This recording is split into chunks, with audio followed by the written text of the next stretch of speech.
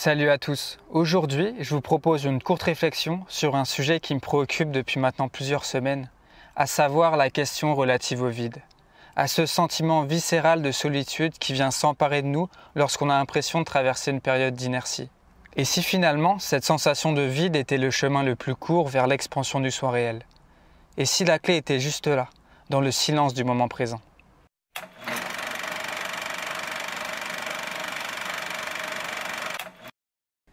Alors c'est un comble, mais pour beaucoup d'entre nous, le silence nous est à un tel point insupportable qu'il en deviendrait presque bruyant.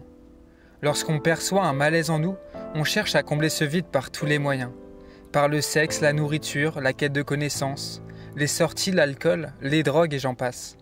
Et si on a le malheur de ne pas avoir de plan B en guise d'échappatoire, alors c'est notre mental inférieur qui prend le dessus, en nous assaillant de pensées toutes plus déstabilisantes les unes que les autres. Alors finalement, le silence, le vide, est-il synonyme d'absence de bruit ou bien d'agitation? Vous avouerez qu'il y a de quoi se poser la question.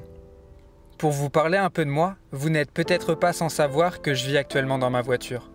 Et s'il y a bien une conséquence à cela, c'est d'être confronté à moi 24 heures sur 24 dans mon quotidien. Et comme tout à chacun, il m'arrive de côtoyer ce vide. Je le ressens alors comme une solitude intérieure, un manque d'amour que je cherche à combler à l'extérieur.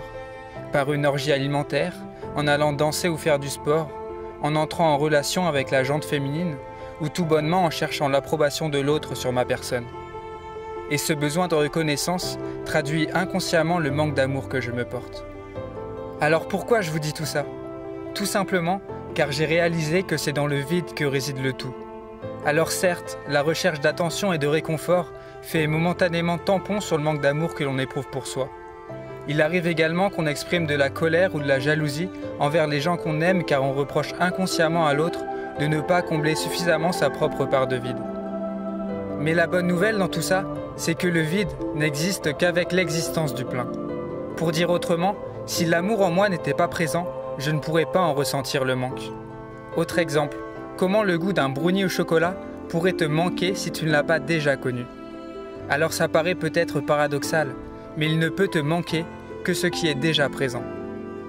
Ainsi, plus j'accepte ce vide, plus je laisse place au manque et plus se fortifie le contact entre moi et moi.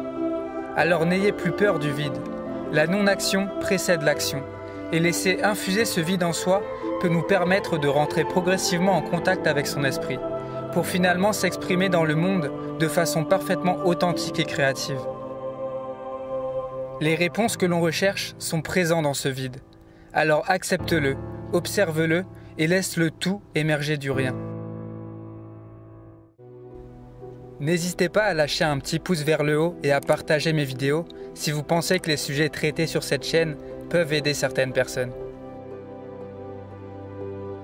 Merci pour votre écoute et surtout n'oubliez pas, restez conscient.